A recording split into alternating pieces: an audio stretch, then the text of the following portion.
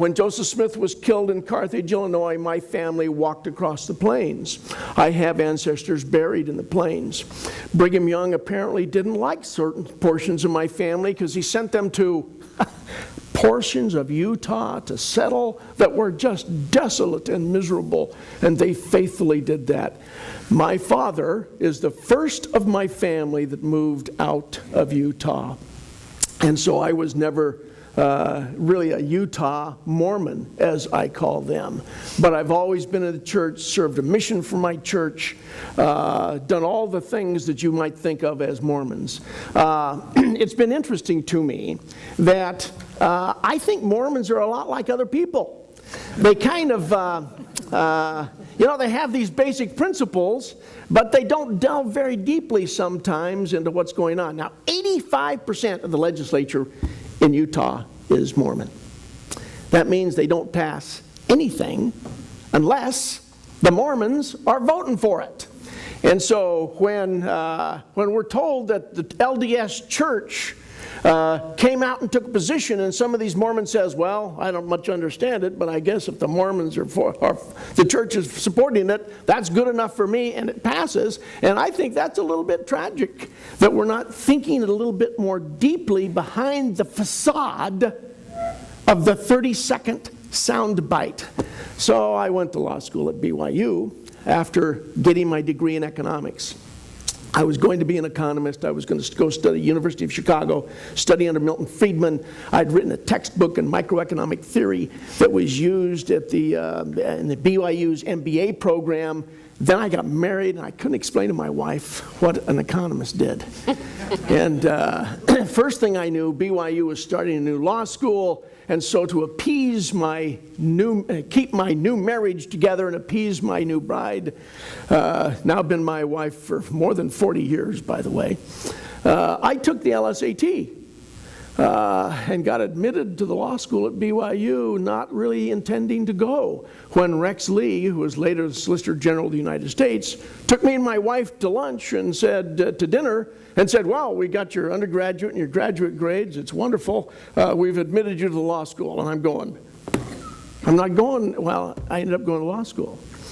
I try complex commercial and business cases. I think about things. I cross-examine witnesses, and I realize that people say things in categorical fashions that are not particularly true. So a little more than a year ago, when one of my family members said to me, Daryl, they're illegal. Let's join the Minutemen and go down there to the border, throw these people out of here, keep them from crossing. I go, well, wait a minute, Greg. Let's think about that for a minute. And I began to think critically, the way I do about my cases, about illegal immigration. And as a result of that thoughtful consideration and analysis, applying some of my economics background, I concluded this is about the stupidest idea I'd ever heard of. And so I wrote my brother an essay. And that essay began the process that has led to an essay I've written on illegal immigration, which explains why I, a very conservative person, I'm so conservative I'm right of Genghis Khan. I am a free enterprise, get the government out of my life kind of person. I am outraged at what's happening in America today. I love Milton Friedman's approach to economics. I think if you haven't read Fred Hayek's Road to Serfdom, you will not understand what's happening in America today, and you should be very concerned of having the government control everything, including labor. And where it comes in across the border that affects our economy. But that's somebody else's discussion, not mine. I'm here because, well, I want to talk about the moral aspects of it, not because of my economics training, not because of my legal training, not because of the association I've had over the last 35 years with some of the some business people who understand this thing, but because It is a moral issue, and I want you to just watch this little videotape right here. I love this. Now we're going to have some questions from the audience. Yes, my name is David Grossberg, and I'd like to know, do you think that children of illegal aliens should be allowed to attend Texas public schools free, or do you think that their parents should pay for their education? Who are you addressing that to? I think you first in this. He's looking right at you. I said he was. Look, I'd like to see something done about the illegal alien problem that would be so sensitive and so understanding about labor needs and human needs that that problem wouldn't come up. But today, if those people are here, I would reluctantly say I think they would get whatever it is that they're, what the society is giving to their neighbors. But the problem has to be solved. The problem has to be solved because as we have kind of made illegal some kinds of labor that I'd like to see legal, we're doing two things. We're creating a whole society of really honorable, decent, family-loving people that are in violation of the law, and secondly, we're exacerbating relations with Mexico.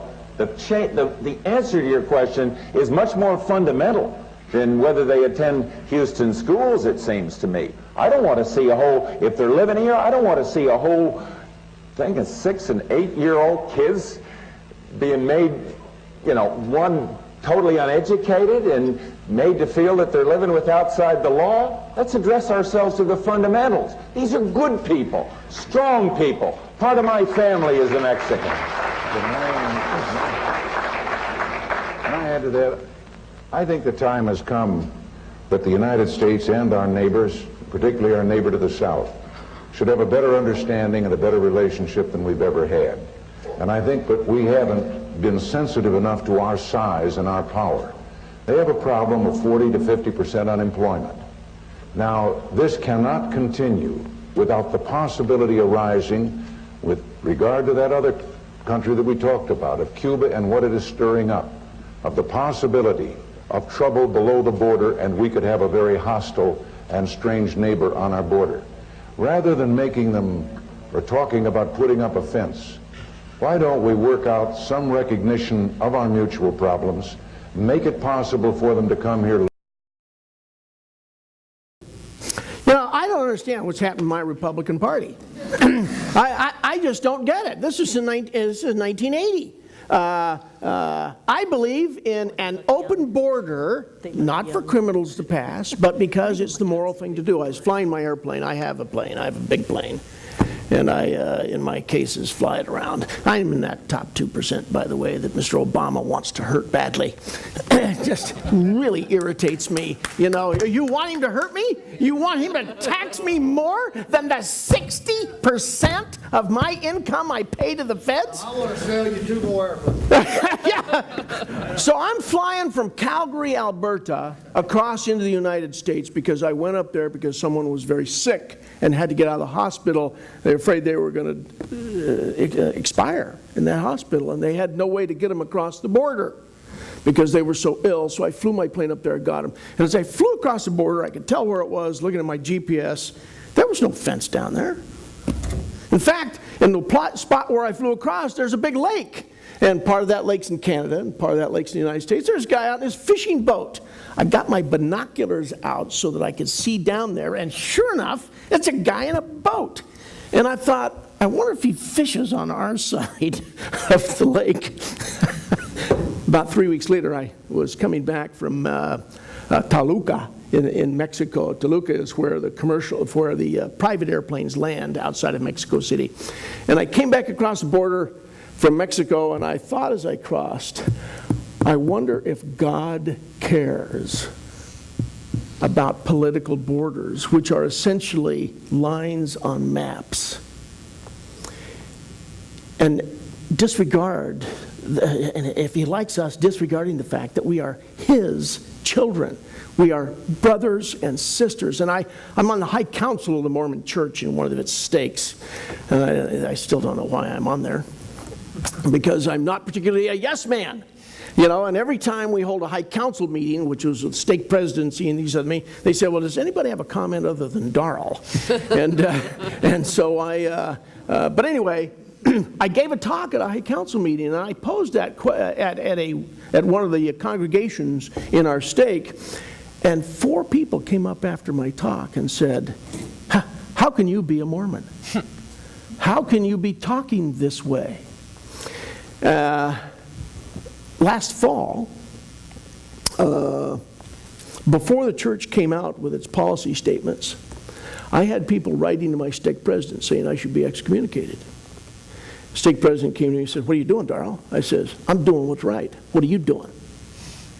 And so he left me on the high council. Then I gave a seminar in Mesa to a group of Mormons, because I want to talk to Mormons. I don't want to talk to people who are sympathetic to what I'm saying. I want to talk to those Tea Party guys and those right-wing activists who don't understand the underpinnings and the religious underpinnings of this. For example, I want to see this from George Washington's farewell address. I don't believe that people understand the religious and moral underpinnings that we have here in America. I don't believe that people for a moment understand that we had scofflaws. We had lawless people in the beginning of our country. Thomas Paine was a traitor. He published Common Sense anonymously, because if he had put his name on it, the British would have hunted him down and hanged him, because this was traitorous. This is the most incendiary pamphlet of the Revolutionary War, by the way. It did more to inspire our break with Britain than any other single piece of legislation that there was.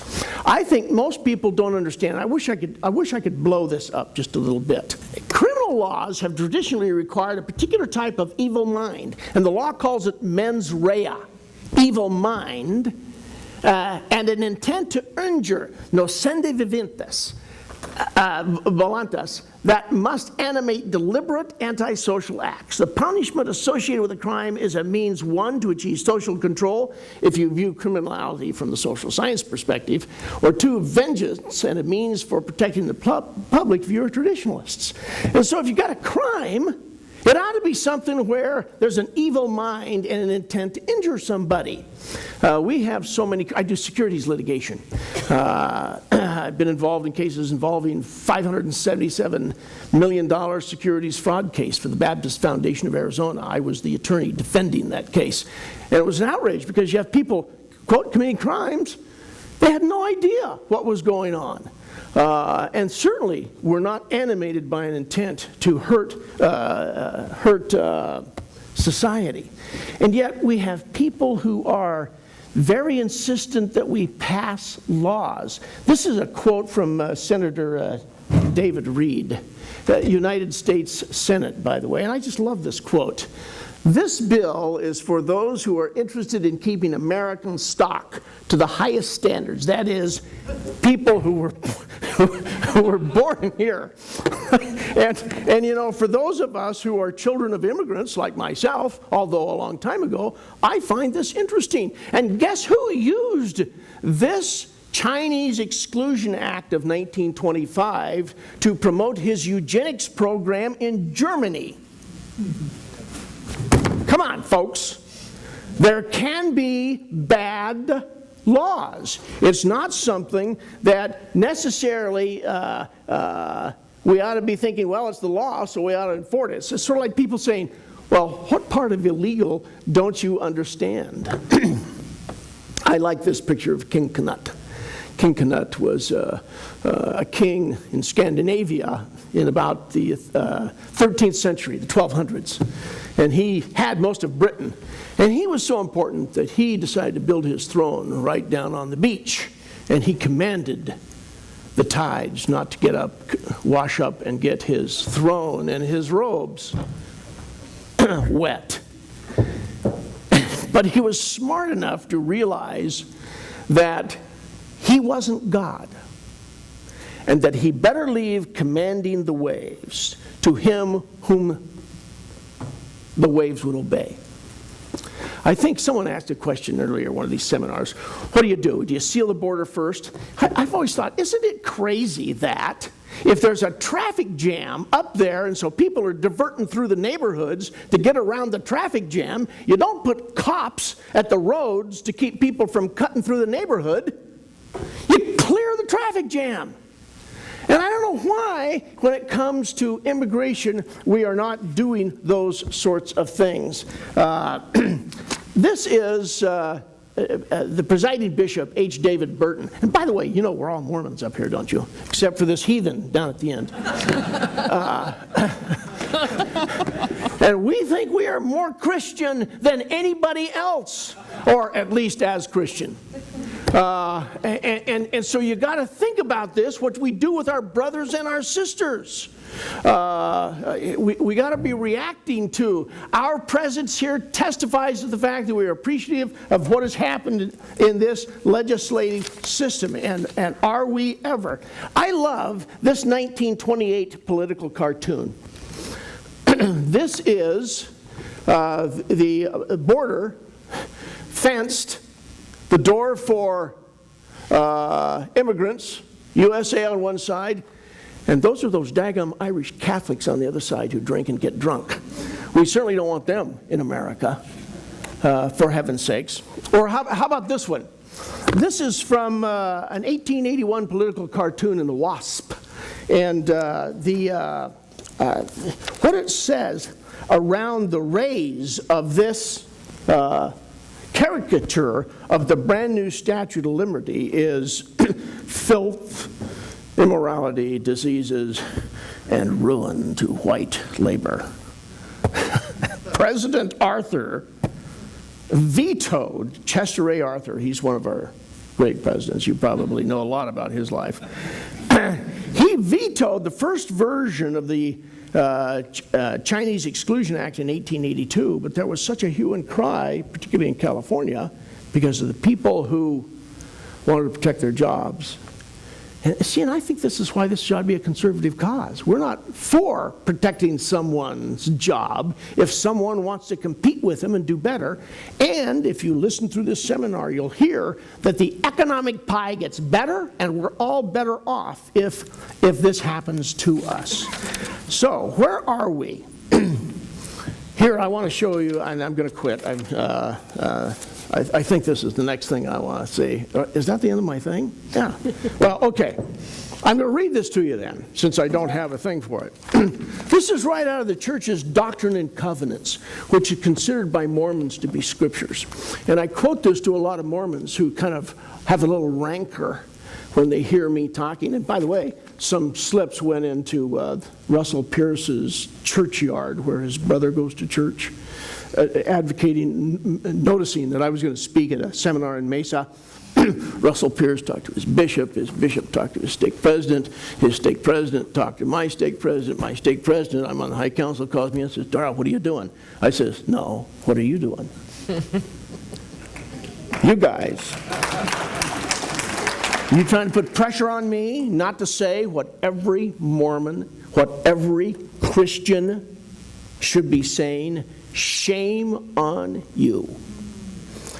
And so my stake president looks at me, and I'm the third ranking high counselor. And I'm thinking, well, maybe I'll get released. And I can teach the nursery class in my ward. And my wife will no longer be a high council widow because I don't attend church with her. I'm going to other church meetings all the time. No, he kept me on, and the church within a couple of weeks came out with some very strong statements. And he said to me, well, Daryl, you were right. So listen to this Mormon Doctrine and Covenants quote. And every Christian in here had better think this same way. We consider it in our church that this is a revelation from God, by the way. We believe that the commission of crime should be punished according to the nature of the offense, according to their criminality and their tendency to evil among men. And that for the public peace and tranquility, all men should step forward and use their ability in bringing offenders against good laws to punishment. Whereas Mr. Hitler's laws in Germany is about the Jews, was that a good law? You can enforce that law? Was Thomas Paine, what he did, was that a good law? when Rosa Parks refused to go to the back of the bus? Was that a good law? Come on, folks, we got to think about it. Is SB 1070 a good law? The answer is no, it's not. And we need to educate people. So any of you who know Tea Partiers or very conservative jingoists on this topic, those are the ones I want to talk to. Because you give me an hour with them, and they will walk away with nothing to say. May not be converted. But I've been a missionary before, and I'm looking for converts.